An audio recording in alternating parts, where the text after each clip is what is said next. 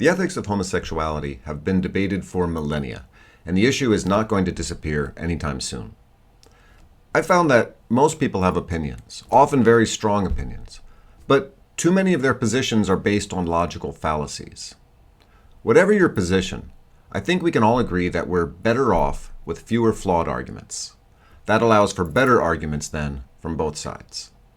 To that end, I'd like to identify a number of problematic arguments, showing where they fall apart, and then make some suggestions about how a more intelligent and informed debate can take place.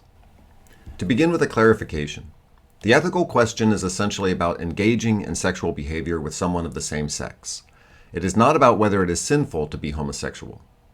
The moral question has to do with our actions, not our attractions. You can remember that because it rhymes. Another misconception to address quickly here at the beginning.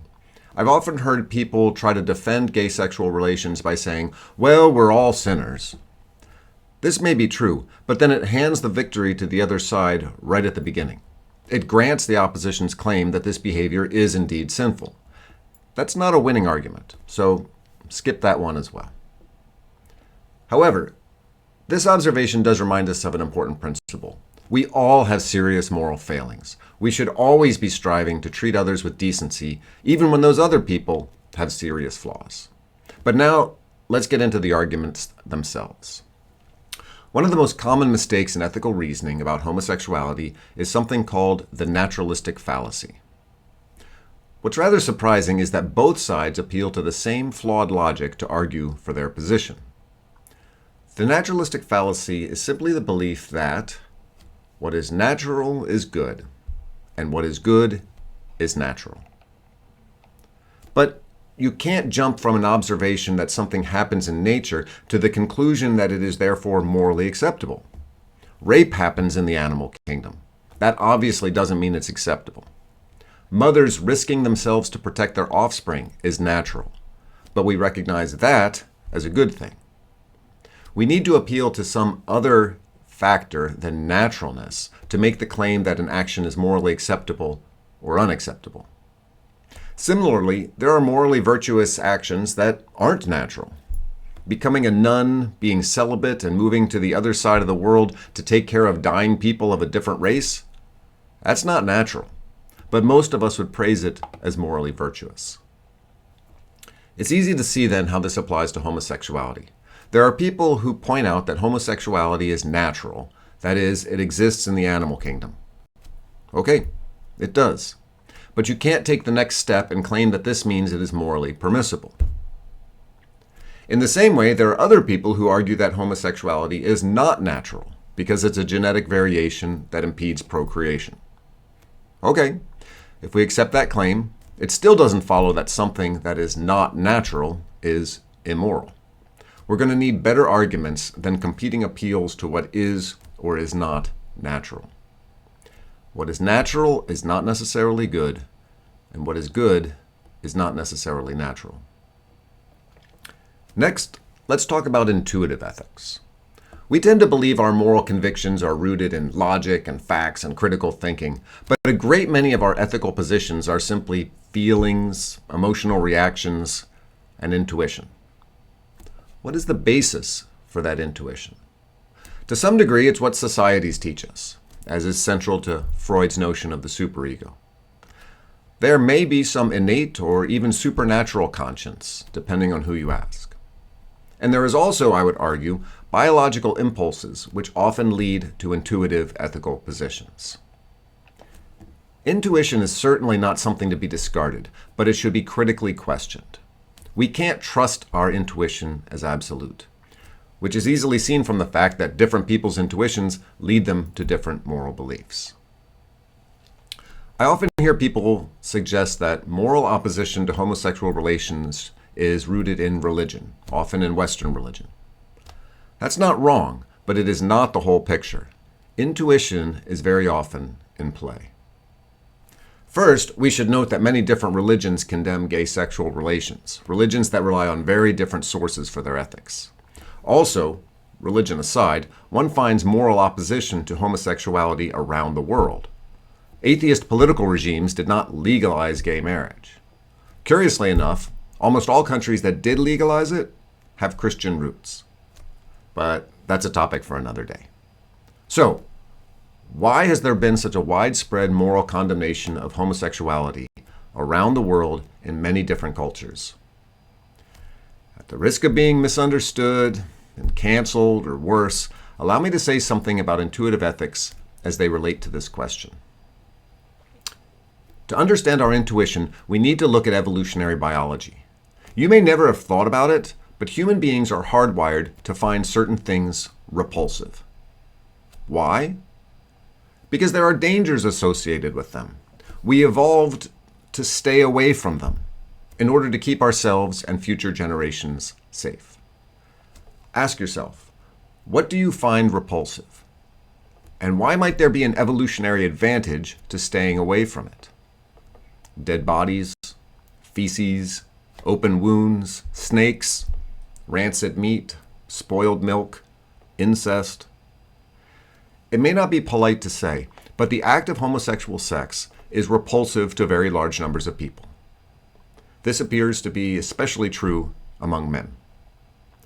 Is there an evolutionary advantage to this? Yes.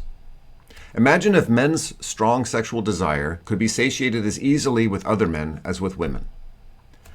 Men would be terribly busy with one another and spend far less time seeking partnership with women, who are generally less willing to have sex than men are. That would not be good for the future of the human race.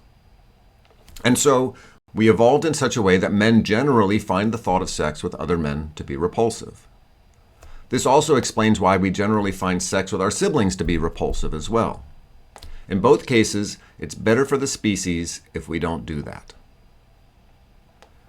Now, when we get to ethics, it's easy to see that it only takes a small step from finding a behavior to be repulsive to deciding it is immoral. But people have generally not thought through the psychological mechanisms at play. They just know that they intuitively find gay sex to be icky, and they decide it must therefore be bad. Same as with incest. It's the emotional response that leads so many people to condemn it. But is this the basis for a moral argument against gay sexual relations? Clearly not. Simply because you find something repulsive does not mean it is immoral.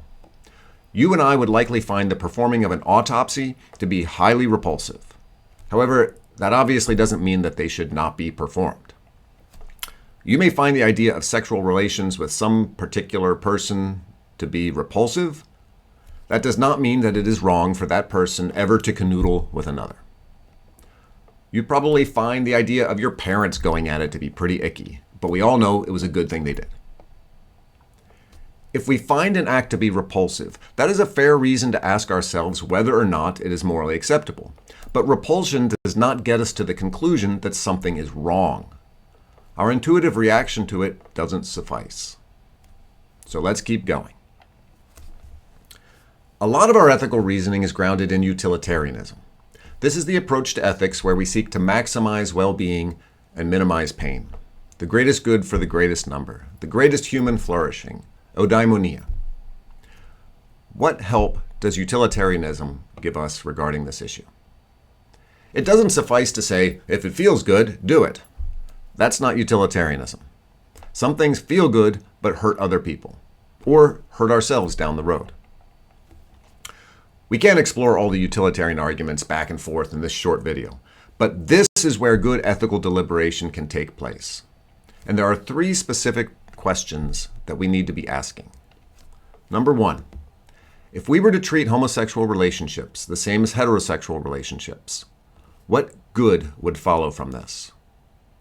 Two, if we were to treat homosexual relationships the same as heterosexual relationships, what harm would follow from this? Number three, in the balance, which position allows for greater human happiness and flourishing? That's it. That is where you can formulate good, clear arguments in favor of one position, while still acknowledging the concerns of the other side. But it's on you to make good, clear, and compelling arguments. If we transition into more religious perspectives, we also find flawed arguments as well as room for serious ethical debate. One problematic argument is the "God made me this way" argument. In its better forms, it sounds something like this. If God intentionally created me with this orientation, how then could these desires be contrary to God's will? The underlying assumption is that God hands out character traits to every individual that may be different, but are all good. This argument doesn't really work. The reality is simply that some people are born with conditions, desires, or inclinations that are not good. Christians call this our fallen world. Babies entered the world with fatal diseases. Was that God's desire? Sociopaths are unable to experience empathy. Is that not tragic? Pedophiles do not choose their twisted attractions, but we all insist that they not act on them. Now, at this point, someone's going to shriek, "You're saying that homosexuality is a disease and akin to pedophilia." No, you're missing the point. The point is that the maxim, "God made me this way, so it must be fine," is not a principle we can apply universally. Therefore, we cannot apply that maxim to the situation of the person born with homosexual desires. The "God made me this way" argument just doesn't hold up logically. The aspect of the homosexuality debate that is most, intense, impassioned, is the question about what religious scriptures have to say about this topic. If we limit ourselves to Judaism, Christianity, and Islam, here is what we find. In the scriptures of these religions, the Hebrew Bible, Christian Bible, and Quran, you find moral commands that appear to say you should not be having homosexual sex. The traditional expression of all three religions is that these scriptures express the will of God, inerrantly revealed through revelation. They are divine command ethics. For many people, that is the beginning and end of it. God said it, don't do it. However, there are important questions that still arise. So let's talk about 4 of them. First, there is the question, is that really what the text says? Maybe we've translated it incorrectly. After all, the Greek words arsenokoitai and malakos actually mean blah, blah, blah, blah, blah, blah. These arguments are reasonable, but in my opinion, I haven't found them convincing with regard to Hebrew, Greek, or Arabic. We can certainly disagree, and I'm open to hearing other perspectives. But I do believe that a straightforward and accurate reading of the author's intent is, don't have gay sex. But questions about translation are certainly legitimate. Again, for some people, that will be the end of the discussion. But there's a second question that can arise. Is this moral command universal? That is, does this apply to all people throughout all time? After all, you can find many moral rules from God, especially in the Hebrew Bible, the Old Testament, that most folks don't follow anymore. Rules for haircuts, clothing fabric, farming, slavery, how long menstruating women are unclean, and on and on. Maybe this was a rule for a particular people in a particular place and time. Or is this a universal moral rule, like not committing murder or adultery? This is where serious debate on the issue can take place, but I'm not going to settle it here. A third important question is, are the scriptures really inspired by God and without error? Or, as respected as they are, do they contain the contextual biases of their authors? Do we take everything in them as direct God-given truth? Or are they records of God's revelation that may contain human judgments on certain matters, rather than a perfect expression of God's will? Again, we're not going to settle that one here, but it's an important and relevant conversation to have. Lastly, an interesting one with regard to Paul's writings about homosexuality in the New Testament. Paul looked around the ancient Roman world he lived in and condemned the homosexuality he saw. And there was much to condemn in that context. Temple prostitution, pederasty, adultery, maybe an orgy or two. Someone suggested that Paul's moral teaching should be understood as a condemnation of the homosexuality he saw in the ancient Roman world around him. But the possibility of two men or two women in a committed monogamous marriage based on love was not something he considered. Therefore, we should not understand his writings as condemnation of all possible gay relationships. Again, you may agree or disagree, but it's an interesting and fair position to discuss. And with that, let's call it a day.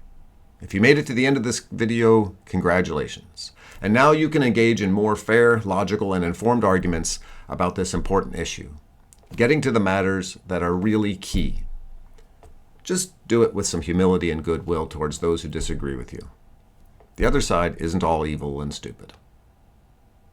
Thank you.